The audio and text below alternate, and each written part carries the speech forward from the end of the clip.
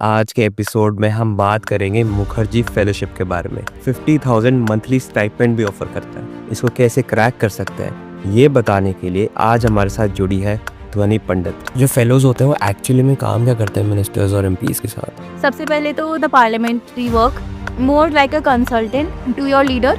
You have to read a lot. You have to fact check again and again. You will be like backbone of a leader, so to say, when he is working.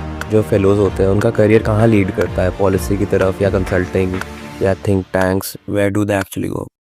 नमस्कार, स्वागत है आप सभी का building Bharat की एक और podcast में। भारत में ज्यादातर स्टूडेंट्स पॉलिसीज, लॉज और गवर्नेंस के बारे में बात करते हैं। कुछ तो डिबेट भी करते हैं कि मिनिस्टर्स और एमपी को क्या करना चाहिए, पर बहुत ही कम स्टूडेंट्स ये जानते हैं कि वो डायरेक्टली मिनिस्टर्स और एमपीज के साथ काम भी कर सकते हैं। आज के एपिसोड में हम बात करेंगे मुखर्जी फेलोशिप के बारे में, जो कि एक प्रेस्टिजियस 1 ईयर फेलोशिप है, जो कि पॉलिसी मेकिंग के ऑन ग्राउंड एक्सपोजर के साथ 50,000 मंथली स्टाइपेंड भी ऑफर करता है। और इस फेलोशिप के बारे में इसको कैसे क्रैक कर सकते हैं ये बताने के लिए आज हमारे साथ जुड़ी है ध्वनि पंडित, जो कि खुद अभी एक मुखर्जी फेलो है। Welcome to the podcast ma'am. Thank you, Naman. Thank you so much for inviting me.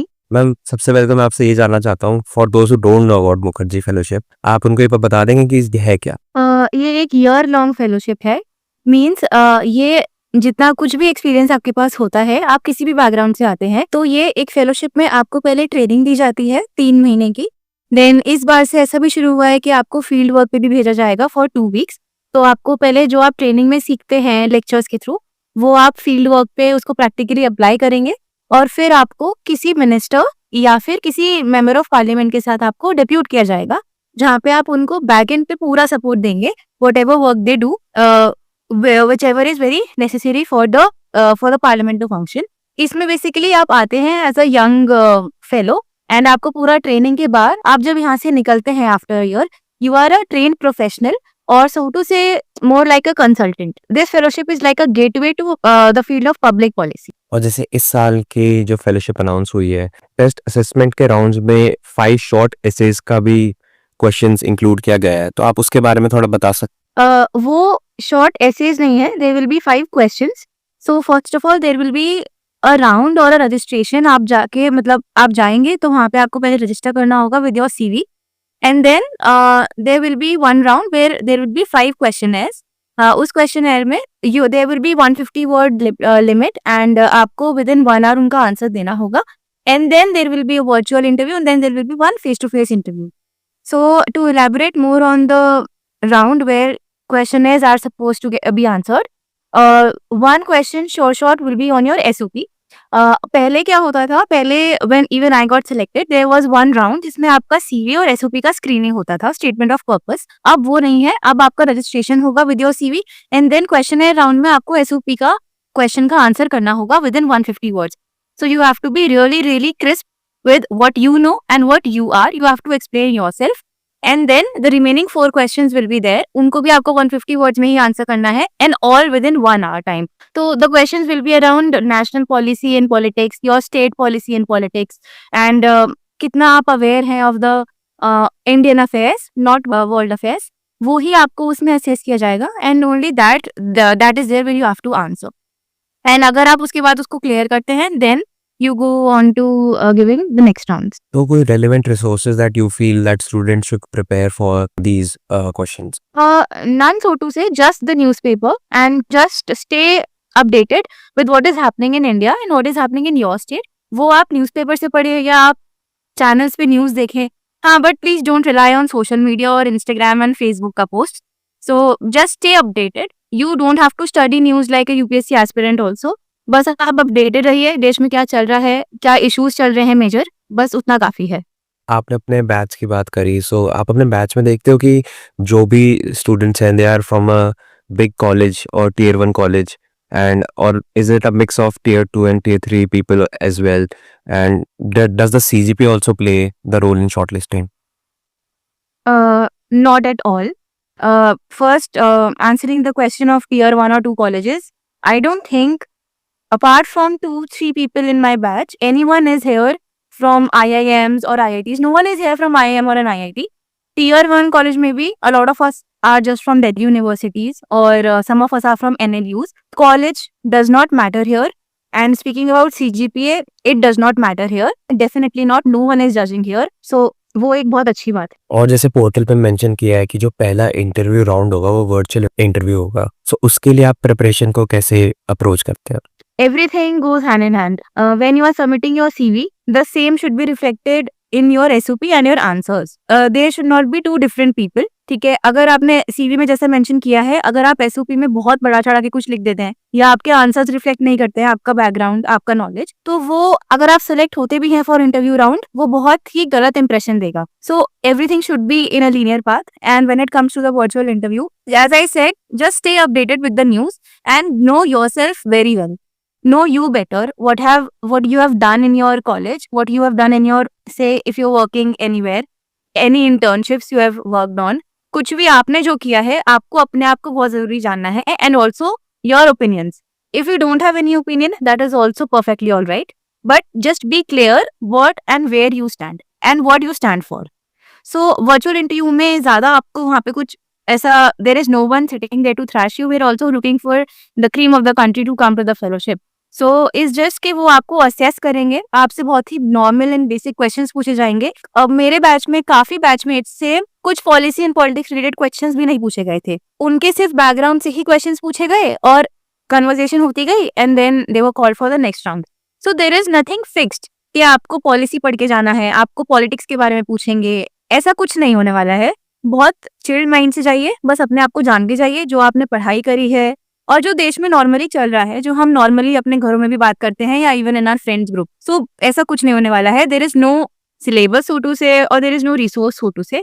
Just be yourself. और जो आपने बात करी कि जो ऑफलाइन फाइनल इंटरव्यू होगा, जो नेक्स्ट स्टेज का इंटरव्यू होगा, उसके लिए आप क्या टिप्स बताओगे और उसको कैसे अप्रोच करें? For the final interview also I से द सेम थिंग. जब आप इतने सारे स्टेजेस से रिग्रेसली पास होते हुए जाते हैं, they have all your data. They have your CV, your answers to your questions. They have the data of what you said in your virtual interview. So first of all, they are going to, through questions, they are going to relate that. ठीक है? And then कि आप किस type के इंसान हैं, आप कैसा सोचते हैं, whether your opinions align with the fellowship and align with the governance and whatever the fellowship asks for. Actually, final interview is very subjective. It is very person to person oriented. In my batch, my interview was 2.5 hours long, whereas the people who were fellows with me, some of their interviews were hardly 1 hour or 45 minutes. But yes, final interview में be ready that you are going to get grilled. If you are a very nice candidate, if you are a worthy candidate, you are going to get grilled. आपको question में से question पूछे जाएंगे, आप answers देंगे, उसमें से questions बनाए जाएंगे. तो आप ये नहीं सोच सकते हैं कि हमारे सारे स्टेजेस बहुत अच्छे गए हैं, अब बहुत स्मूथली होने वाला है. This is a mistake that I did. I was not expecting much from the result, क्योंकि मैंने ऐसे ही अप्लाई कर दिया था. नॉट ऐसे ही, बट येस मैंने अप्लाई किया. फिर उसके बाद वर्चुअल हो गया. वर्चुअल में भी it went well as per. Then when I went for the offline interview, because मेरे वर्चुअल इंटरव्यू का जो पैनल था उन्होंने मुझे बहुत कंफर्ट किया था दैट इट नॉट गोइंग, मतलब कुछ ऐसा नहीं होने वाला है, एसएसबी टाइप नहीं होने वाला है, आपको कुछ इतना असेस नहीं करेंगे. मैं बहुत चिल माइंड से गई थी. And then when I went there, first of all I was given a task at the outset. And I was not prepared for that. I was given a task जो मैंने कभी किया नहीं है और जो प्लेटफॉर्म मैंने कभी यूज किया नहीं है. उसमें I was just given 30 minutes and then I was asked to present that to the panel of 3 people who have been in this ecosystem for at least 5 to 6 years. फिर उसके बाद questions शुरू हुए. पहले मेरी presentations पे questions थे, उसके बाद मेरे opinions पे questions थे. फिर मुझे कुछ बहुत ही अलग पूछा गया और मुझे बोला गया कि आप इसके ऊपर 5 मिनट लीजिए, पढ़ के फिर हमें बताइए. Because I upfrontly I said, sir मुझे नहीं पता, I don't know this. So they actually were very generous. और उन्होंने मुझे बोला कि आप 5 मिनट लो, पढ़ो और फिर हमको इसका आंसर दो. It was very seemingly visible on their faces that they are not satisfied with my answers. They then again gave me time. ऐसा होने वाला है, be prepared. अगर आप ऑफलाइन इंटरव्यू तक पहुंचते हैं, so it is actually a very very big deal because इतने last year there were 10,000 plus applications. उसमें से the interview I guess only 1,000 or 1,500 people give the interview, the offline interviews. So it's actually a very tough task for the team as well. तो अगर आप वहां तक पहुंच रहे हैं तो be very very well prepared. And preparedness में हुई करना है आपको. Know yourself better, know your academic background better. और देश विदेश में क्या चल रहा है, that's it. जो फेलोज होते हैं वो एक्चुअली में काम क्या करते हैं मिनिस्टर्स और एमपीज के साथ? Interesting question. बहुत रेंज का काम होता है. सबसे पहले तो द पार्लियामेंट्री वर्क आपको जब आप डेप्यूट होंगे तो आपको जरूरी नहीं है, but if need comes and your leader gives you the work, तो आपको पहले क्वेश्चन आवर्स में क्वेश्चंस बनाने का मौका मिलेगा, आप मोशंस बनाने का मौका आपको मिलेगा। 0 आवर में कुछ अगर आपके लीडर को बोलना है तो आपको मौका मिलेगा कि आप उनको वो लिख के दें। देन स्पीचेस भी आप लिख सकते हैं, ओपिनियन पीसेस आपको लिखने होंगे from your leaders perspective and point of view and obviously the party that he comes from. आपको उसमें अपना कुछ नहीं डालना है। एंड ऑल्सो बहुत बार ऐसा होता है, and also with the current fellows they are being asked to help in the private members bill, जो उनके एमपी प्रेजेंट करना चाहते हैं, तो वो भी बहुत बड़ा काम होता है। एंड देन उसके बाद आप कम्युनिकेशंस में हेल्प करते हैं लीडर को, आप उनके आउटरीच में हेल्प करते हैं। You build a kind of an ecosystem for your leader. You meet various other people from the industry. So basically, you are more like a consultant to your leader, and the work that you will actually do that might actually land up on the parliament floor. So it's a very serious work, and it's also not as glamorous as it is posed on various social media platforms. कि public policy है, we do this, we do that. That is all true, but this romanticization is somewhere not correct because it is very data heavy work. You have to read a lot, you have to fact check again and again. You cannot rely on news. बहुत सारा serious काम जाता है, and you cannot afford to make any mistake. जो आपके अगर आपने कुछ हल्की सी भी मिस्टेक कर दी, किसी डेटा में कर दी, and if your leader speaks in the parliament, वो तुरंत पिकअप होता है और वो फिर सारे न्यूज मीडिया में सब हर जगह फ्लैश होता है। That is actually happened even in this fellowship. So you have to be always on your toes with whatever your leader wants and he needs. Also while our training period we were also told that you have to be very proactive. For example, अगर आपके leader हैं और कुछ issue चल रहा है and आप चाहते हो कि आपके लीडर अगर कहीं पार्लियामेंट जा रहे हैं, किसी कॉन्फ्रेंस में जा रहे हैं, और उस इशू के ऊपर अगर उनसे किसी ने क्वेश्चन पूछ लिया, so you want your leader to speak something, right? So just make an issue brief or issue brief for them and just give it to them while they can read it while they're traveling in their car. कि sir ऐसा ऐसा चल रहा है, if something comes up you can speak. So ऐसा like you will be like backbone of a leader, so to say, when he is working either in the parliament or when the parliament is not in session. तो after the fellowship is done, तो जो fellows होते हैं उनका career कहाँ lead करता है, policy की तरफ या कंसल्टिंग या think tanks, where do they actually go? See, there is no one clear answer. It is very subjective. कोई भी path choose कर सकता है. Also, it's very early on to say for this fellowship because we are just the third batch. And people from our first batches have gone to, even from the second batch, they've gone to study abroad to pursue public policies ahead for their masters. People from the previous batches have been with their leaders till now. They're still working with their leaders in the capacity of a consultant or as assistants basically, the work assistants, not personal assistants. तो वो उस capacity में भी रहे हैं.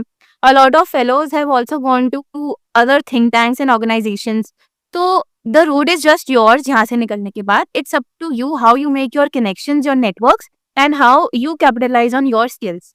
क्योंकि जब आप इस स्पेस में काम करेंगे for 9 or 10 months with your leader, you will automatically know what your skills are and किस चीज में आप अच्छे हैं. हो सकता है आप आउटरीच एंड पीआर में अच्छे हो, so you can go that way. You can contact other people, you can contact other leaders, आप उसमें जा सकते हैं. Many people start their own companies, their own PR companies for political parties. आप उधर जा सकते हैं. कोई ऐसा फ्रेम्ड पाथ नहीं है बिकॉज पब्लिक पॉलिसी ही अभी इंडिया में इतना एक कोई लीनर पाथ से नहीं है, and it is just evolving. It is not like the western countries जो सेट है. तो you are the one who will take decisions for yourself and you have to carve your own path. और हर साल जैसे 10,000 candidates apply कर रहे हैं but बहुत ही कम सिलेक्ट हो पाते हैं, तो आप क्या मैसेज देना चाहेंगी उनके लिए जो सिलेक्ट नहीं हो पाते आफ्टर दिस प्रोसेस? फेलोशिप में सेलेक्ट ना होना is nowhere a question on your merit और योर बैकग्राउंड और your skills. Nowhere. It is just a matter of timing and also जब आपका इंटरव्यू हुआ है या आपने पूरा प्रोसेस में एप्लीकेशन किया, अपने आपको कैसे प्रेजेंट किया है, how well you have been able to